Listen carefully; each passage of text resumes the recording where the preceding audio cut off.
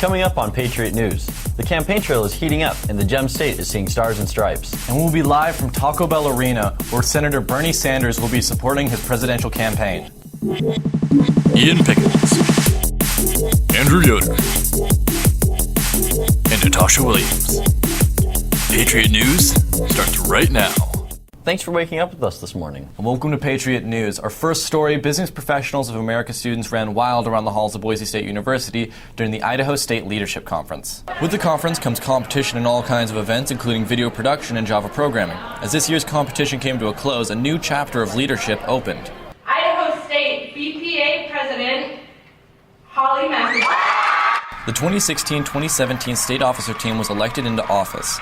The new officers are given the opportunity to impact other members at the state level. In other electoral news, the campaign trail is heating up across America. And this one is one for the history books, Ian, with many presidential candidates stopping right here in Boise. Reporter Ryan Craker joins us live from the Taco Bell Arena downtown, where the Bernie Sanders rally is firing up. How are we doing out there, Ryan? Ian, Andrew, the atmosphere here is electric at Taco Bell Arena, where in mere moments, presidential candidate Bernie Sanders will address hundreds of Idaho Democrats. The line extends around the block, each person waiting for their chance to hear Senator Sanders speak. Many of his supporters are younger, being drawn in by the Feel the Burn movement on social media. Sanders first made a splash with his public announcement of Wall Street and says that in order for America to prosper, something needs to change. Sanders' campaign hopes that the stop in Boise will help increase the support at the polls, with Idaho's Democratic caucus happening on Tuesday. Live in Boise, Ryan Craker, Patriot News. Thanks, Ryan. Staying on the campaign trail, Florida Senator Marco Rubio has officially announced that he will be suspending his campaign as President of the United States. Senator Rubio made a stop in Boise a few weeks ago to rally support for his campaign. He spoke to the crowd about the divided Republican Party and explained that he would be the candidate to unite the party against current frontrunner Donald Trump. It is okay to be angry. It is okay to be frustrated with the direction of our country. You should allow that to motivate you to take action. Because you are frustrated, you should vote.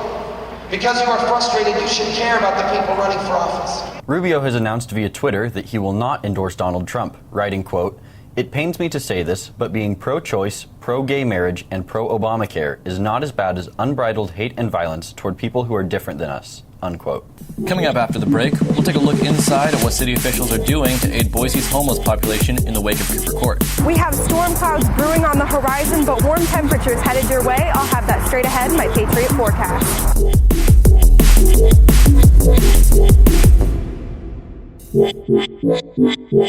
I think it might storm, and it has been a nice couple days, but you might not want to blow the dust off your sunglasses just yet. You see, right now we're sitting at 46 degrees, and that's a pretty comfortable temperature, except for we're probably going to see some showers later on. This morning it was a low of 32, so we did hit freezing, so you might want to keep grabbing those jackets as you head out to your morning commute to school and maybe to work.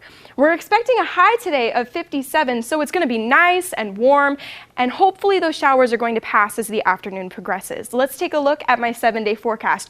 You can see that Monday and Tuesday, it's going to stay warm in those mid-50s with those chances of showers, but it's going to cool down into the weekend as we go along. Thanks, Natasha.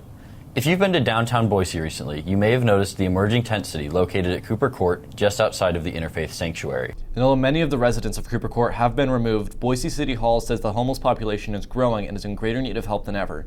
I hit the streets of downtown Boise to get the latest. The streets of downtown Boise, known to most people as a popular tourist destination, but for Boise's homeless. The noisy streets are the only place they can call home. What is now a deserted alleyway by Interfaith Sanctuary was once full of tents, making a tent city full of the homeless. They were told to leave after the city of Boise deemed the area hazardous for health. There were dozens of people. We were in a situation where we were literally waiting for a phone call talking about a tragedy. This led to much discussion in the city council chambers to find a solution as to where those homeless would go. The city of Boise put together a community center type thing where we offered people an opportunity to come in out of the cold. And now they are working on a more long-term solution. The housing first is getting someone into housing, first and foremost. Get them in a stable, safe, warm, dry situation. And then providing wraparound services so that they can try to address the root causes of their homelessness. So I was wondering, how does Boise compare to other parts of the nation in terms of homelessness? Well, that's a great question, Ian. What Mike said was that Boise ranks quite modestly when compared to other lower density cities as far as homeless population goes. That's great information. Thanks, Yoder. Thanks for waking up with us this morning. Have a great day.